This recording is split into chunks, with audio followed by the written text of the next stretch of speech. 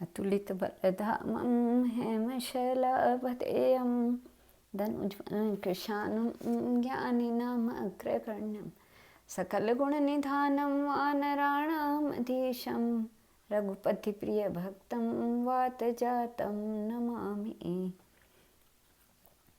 पिता के सन्मुख पहुंचकर मेघनाद ने कहा, इस असाधारण वानर ने हमारे अनेक वीर राक्षसों के प्राण ले लिए हैं। मैं इसे ब्रह्मा के वर प्रभाव से बांध कर ले आया हूँ। अब आप मंत्रियों से परामर्श कर जैसा उचित समझें करें। नीति निपुण हनुमान जी ने राक्षस राज रावण की अद्भुत सभा को ध्यानपूर्वक देखा। तपते हुए स्वर्ण के समान तेज और बल से संपन्न राक्षस राज दशानन नाना प्रकार के रत्नों से विचित्र स्फटिक मणि के बने हुए विशाल एवं सुंदर सिंहासन पर बैठा था।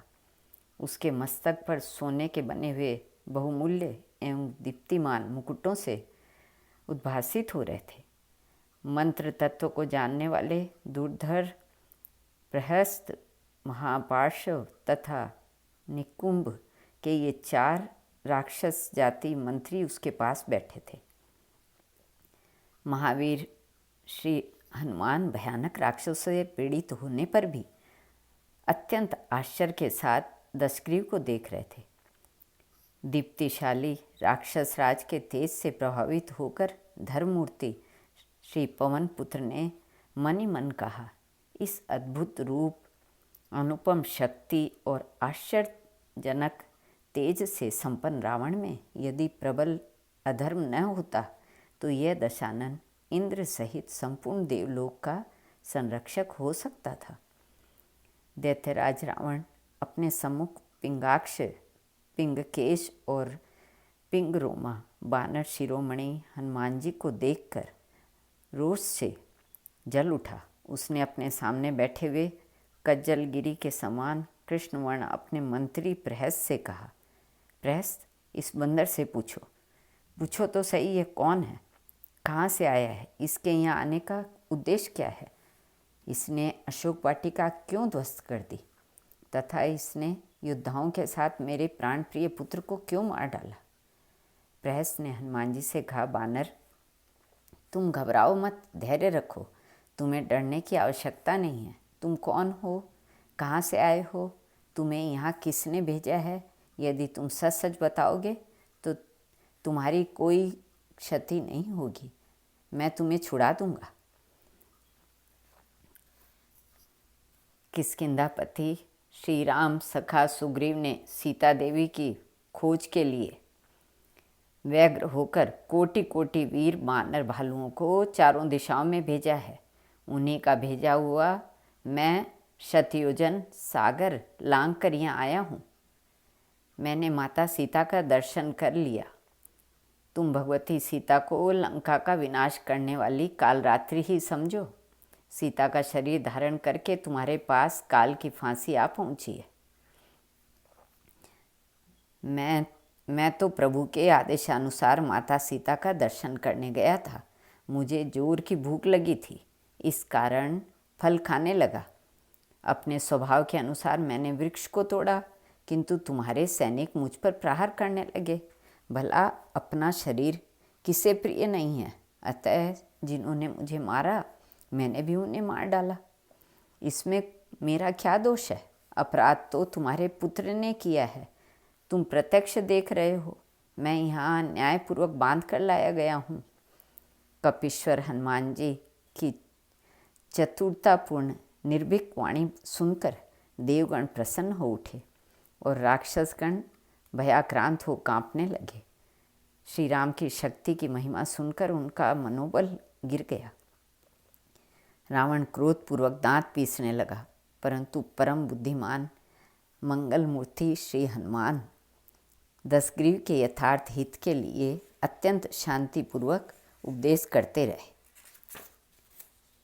लंकाधिपति, तुम ब्रह्मा जी के अति उत्तम वंश में उत्पन्न हुए हो तथा पुलस्त नंदन विश्रवा के पुत्र और कुबेर के भाई हो। असुरराज, मैं तुमसे पुनः पुनः विनती विनीत प्रार्थना करता हूँ कि तुम माता सीता को अत्यंत आदरपूर्वक आगे करके भगवान के समीप चलो और उनके चरणों में गिरकर अपने अपराधों के लिए क्षमा मांग लो। विश्वास करो, वे दयाधाम श्री राम तुम्हें निश्चय ही क्षमा कर देंगे। फिर तुम लंका में निष्कंटक राज्य का उपभोग करो। तुम्हारा लौकिक और परलौकिक जीवन सुधर जाएगा, सफल हो जाएगा और तुम धन्य हो जाओगे। भक्तवर श्री अंजनानंदन दशग्रीव के परम कल्याण के लिए उसे अमृतोपम उपदेश दे रहे थे, किंतु भावीवश दुर्बुद्धि राक्षस को वह बहुत अप्रिय लगा। उसने नेत्र लाल हो गए। अत्यंत कुपित होकर उसने कहा, वानराधम दुर्बुद्धे, मेरे सामने तू अनर्गल प्रलाप करने का दुस्साहस कैसे कर रहा है? वनवासी राम और सुग्रीव की क्या शक्ति है? पहले तो मैं यहीं तेरा वध करता हूँ और फिर सीता को मारकर तेरे राम लक्ष्मण और सुग्रीव को भी उनकी सेना के सहित मृत्यु के मुख में झोंक दूंगा। दशानन की मिथ्या दर्पोक्ति को विशुद्धात्मा श्री मर्कटाधीश के लिए यह लेना संभव नहीं था।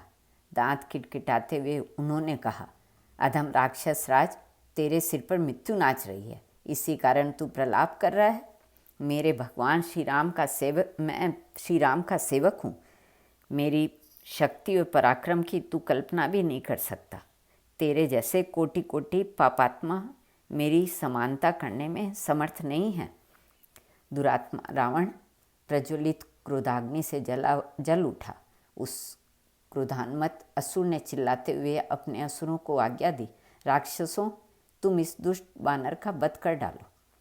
अनेक वीर राक्षस कपीश्वर की ओर झपटे ही थे कि वार्तालाप कुशल विभीषण ने अपने ज्येष्ठ भ्राता रावण को शांतिपूर्वक समझाते हुए कहा, वीरवर लंकेश्वर, धर्म की व्याख्या करने, लोकाचार का पालन करने अथवा शास्त्रीय सिद्धांत को समझने में आपके समान दूसरा कोई नहीं है। आप क्रोध को त्याग कर विचार करें। सत्पुरुषों का कथन है कि दूत कहीं किसी समय भी वध करने योग्य नहीं होता। वह भला हो या बुरा हो, शत्रुओं ने इसे भेजा है, अतः यह उन्हीं के स्वार्थ की बात करता है। दूत सदा पराधीन होता है, अतः उसे कभी मृत्युदंड नहीं दिया जाता। दूत के लिए अंग भंग आदि अन्य प्रकार के बहुत से दंड हैं, आप उसमें से किसी का उपयोग कर सकते हैं। अनुज विभीषण के देश काल के उपयुक्त हितकर वचन सुनकर नीतिज्ञ रावण ने कहा, विभीषण, तुम्हारा कहना ठीक है, किंतु वध के अतिरिक्त इसे दूसरा कोई दंड अवश्य देना चाहिए। बानरों को अपनी पूंछ बड़ी प्यारी होती है, वही इनका आभूषण है, अतः यथाशीघ्र इसकी पूंछ जला दी जाए। यह दुमकटा बंदर अपने बनवासी स्वामी के समीप जाकर उसे स्वयं काल के गाल में खींच लाएगा। दुष्ट दशानन ने पुनः आज्ञा दी। असुरगण तिरस्कार करते हुए इसको लंका की सड़कों, चौराहों और गलियों में घुमाओ और अंत में इसकी पूंछ में आग लगा दो। सतगुणशाली परम पराक्रमी कपिकुंजर श्री अंजनानंदन वर्धन ने प्रभु के कार्य की सिद्धि के लिए अपने दिव्य आकार को छिपा रखा था। लंकाधिपति रावण आदेश पाते ही मूढ़ राक्षस घृत और तेल में डुबा कर चिथड़े और वस्त्र उनकी पूंछ पर लपेटने लगे। परम कौतुकी पावनात्मज ने अपनी पूंछ लंबी कर दी। दुष्ट दशानन के आज्ञापालक असुर हनुमान जी की पूंछ में जितने ही वस्त्र लपेटते वह उतनी ही लंबी होती जाती। कपि की इस क्रीड़ा से लंका में वस्त्र एवं तेल घृत का अभाव होने लगा, पर असुर कब मानने वाले थे। उक्त राक्षसपुरी में जहाँ से जितना वस्त्र तेल घृत प्राप्त हुआ सब एकत्र कर लिया गया। वस्त्र को पूंछ में अच्छी प्रकार लपेट कर उसे दृढ़ रज्जु से बांध दिया गया और फिर असुरों ने उसे अच्छी प्रकार भिगा देने से बचे कुचे तेल और घी को भी उस पर उड़ेल दिया। राक्षसों ने हनुमान जी को बांधकर लंका में सर्वत्र घुमाया और फिर जी भरकर उनका तिरस्कार किया।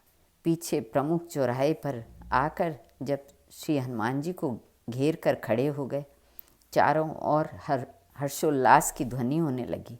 उसी बीच रावण के एक प्रमुख वीर ने पूंछ में आग लगा दी। अग्नि प्रज्वलित हुई और राक्षसियाँ सब हर्षातिरेक से ताली पीट कर नाचने लगे। बल बुद्धि निधान हनुमान जी के उद्देश्य की पूर्ति हो गई। अब उन्होंने अपना आकार छोटा कर लिया। बस असुरों द्वारा बांधा गया बंधन ढीला पड़ गया।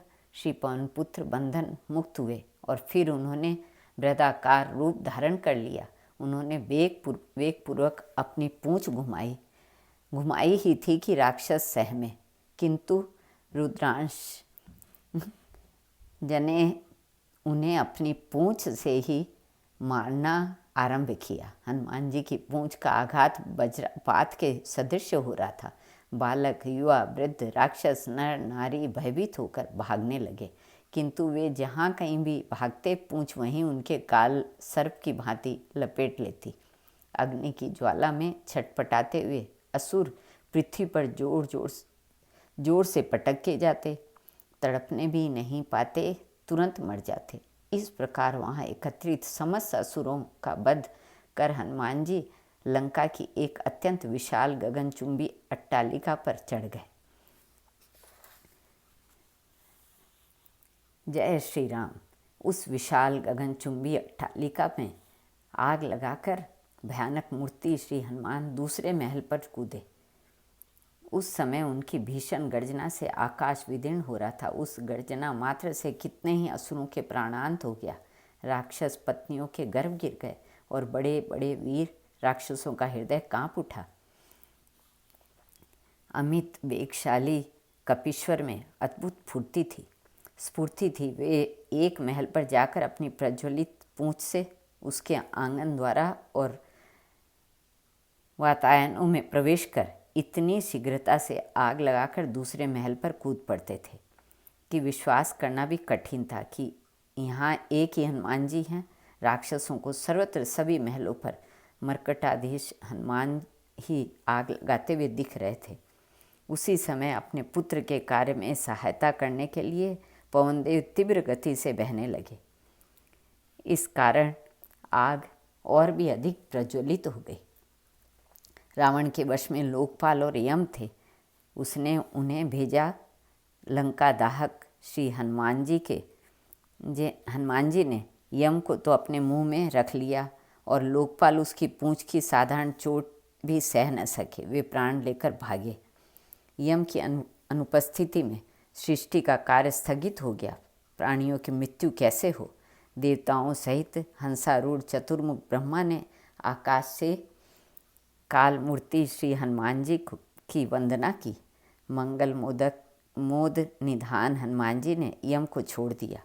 यम ने मन ही मन संकल्प किया कि अब मैं प्रभु भक्तों के समीप कभी नहीं जाऊंगा।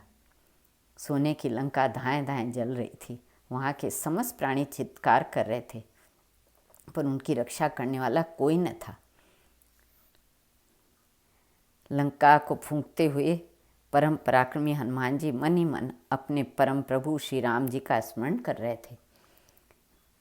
श्री मर्कटाधीश ने इस अद्भुत एवं अप्रियतम कार्य में सभी देवता, मुनिवर, गंधर्व, विद्याधर, नाग तथा संपूर्ण प्राणी अत्यंत प्रसन्न हुए। देवताओं ने श्री पवन पुत्र की स्तुति की।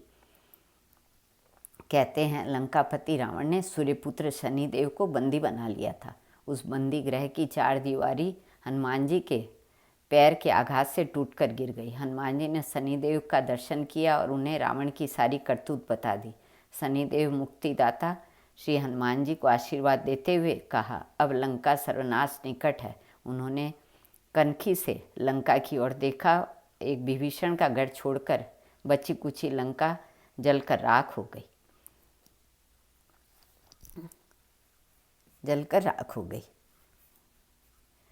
अतुलित बलशाली श्री पवन पुत्र श्री कृष्ण।